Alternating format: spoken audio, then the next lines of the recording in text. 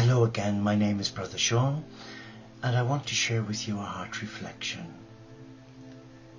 I'm coming to you with a clean slate. I'm trusting that the beloved, my Father, Mother God, will speak through my heart to your heart.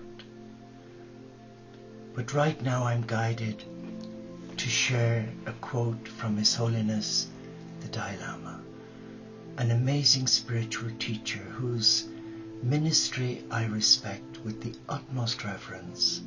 Though I'm a Catholic Christian, I see in His Holiness the Dalai Lama a true man of God, a man of peace.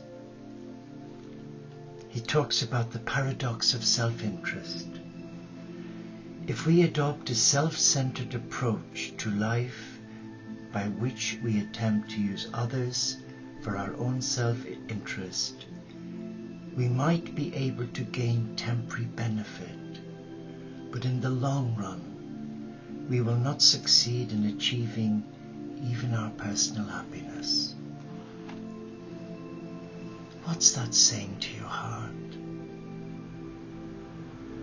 Well, when I read it before, it reminded me of the times in my life when I used people.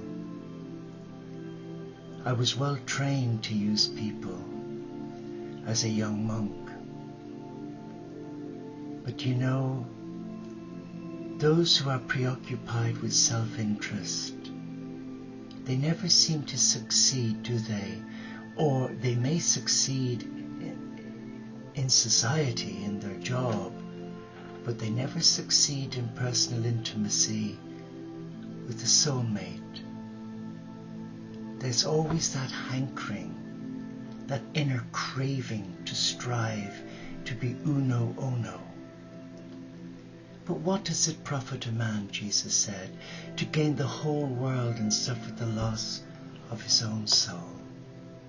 I am not anti-materialism, though I am a Franciscan monk who embraces all faiths, and I've taken a promise of material detachment. I own nothing, but I have everything, because the God I've committed my life to is a beneficent God who provides for my needs every day. There is nothing I need. But why do people treat others in such a way where they use them and then spit them out? And you know, we're all human. I too am guilty of that. There was a time in my life as a nurse manager where I had to quietly and discreetly use the influences of others to get a job done. But I would never knowingly or deliberately go out of my way from a selfish point of view to use or abuse another's gifts. I've been accused of it, but it's something I would never do. But of late I found people who came into my life that I thought were my friend, and then I realized I wasn't their friend. I was a stepping stone to their success, to feeding their ego. And when the rejection came, when they start accusing you of all sorts, what they're doing really is they're mirroring their own baggage. But it's tragic when you see someone you love, like a family member, even in a community such as ours. We're an online community, thank God. Can you imagine living in a real community? Well, I did, and it wasn't very pleasant, where you had brother monks who were so wrapped up in self, they wouldn't share anything with you. They were hoarders, kleptomaniacs, and that was the insecurity of the life.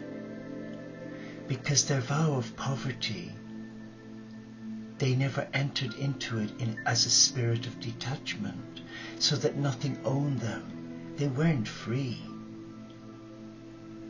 But yes, we each have choices every day of our life. But you and I who believe in a loving God know that there are boundaries. We're encouraged by the cosmic Christ to do unto others as we would have done unto ourselves. And also Jesus said, if you give a cup of cold water to another in my name, you give it to me. But whatever you do to the least of these my children, you do to me. So if we discredit another, if we deceive ourselves and deceive others, if we try and defame a good person's name, who are a challenge to us, who have brought us out of our shadows to face our demons, and we took our bat home, and then we discredit them, as I have done on the internet by my brother, as being a scammer. Today, society is an amazing group of people. When you look at society and you see the characteristics and the personalities, when you're at a committee meeting, as I've chaired many in my life, you see certain personalities coming to the fore. Those who like to control and those who like to be led. But in our humanity, we are culpable, we are guilty of crimes against charity. And that's why it's important for me as a monastic and you as a non-monastic to have an examen of conscience every night, where you look back on the day through the eyes of love and you ask yourself in the presence of your God, where have I gone wrong today? Have I hurt another? Have I offended charity? And you ask the Spirit of God to bring those memories to mind so that you can name them, bless them and release them. And not go to bed with unfinished business where there's unforgiveness in your heart. It is so easy, isn't it, to blame another when things go wrong. We've all done it. Have you ever seen the couple, no, it wasn't me, it was you silly mare. It wasn't me, it was you. And there's this tit for tat scenario. I've been there, I've done it, and I'm ashamed of it. But you know, as a monk, I'm human. There's days when I'm up and I'm down. But I admit my faults, I confess my faults. And in charity, I always ask for forgiveness. And even if I'm not in the wrong, I will always ask for forgiveness to try and dispel any seeds of unpleasantries. Come to your heart. Reawaken the divine within you. Seek not your own will, but the will of him who sent you. You came to this earth as an incarnate being of light for a purpose. You weren't just suddenly picked from somewhere and dropped like a bag of spuds or potatoes. You have a job to do. You're on a mission, and it's to bring love, light and blessing to the world. And so many have lost their way because they become so preoccupied by what other people think of them, how they appear. Does their chin need a tuck? Does other parts of their body need to be enhanced? A lot of it really is vanity. Look in the mirror, but come to the image that you see through the eyes of love and see what God sees. He doesn't see a defective, deformed individual whose nose is going to the east or the west, or your eyebrows are slightly misaligned, and your hair, you're follically challenged or vertically challenged. He sees a beautiful child of God who's desperate to embrace you and accept you as you are. So let us reflect again on the words of His Holiness the Dalai Lama. If we adopt a self-centered approach to life by which we attempt to use others for our own self-interest, we might be able to gain temporary benefit, but in the long run, we will not succeed in achieving even our personal happiness. Those words are truth. We will end up an embittered, sad soul. Is that how you want your life? Be free. Let today be the first day of the rest of your life.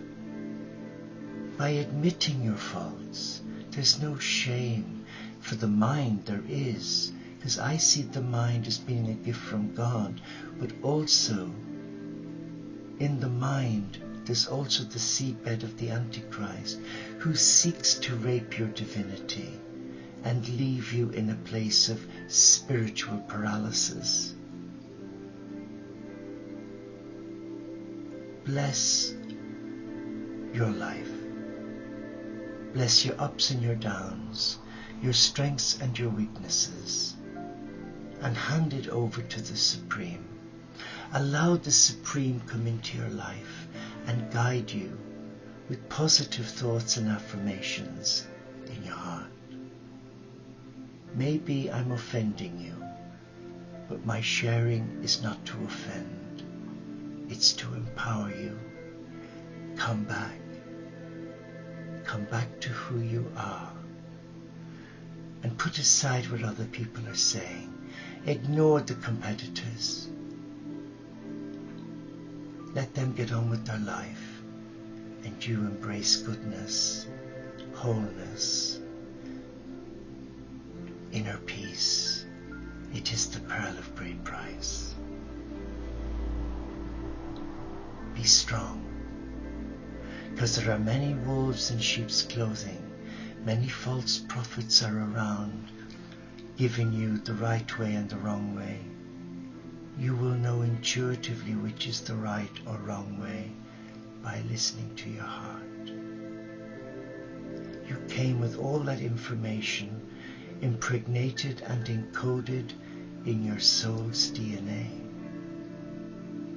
So instead of running off to see some psychic or tarot-ani,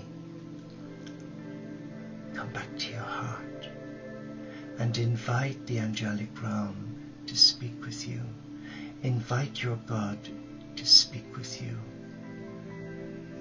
and embrace silence. Embrace who you are, a child of God. God bless you.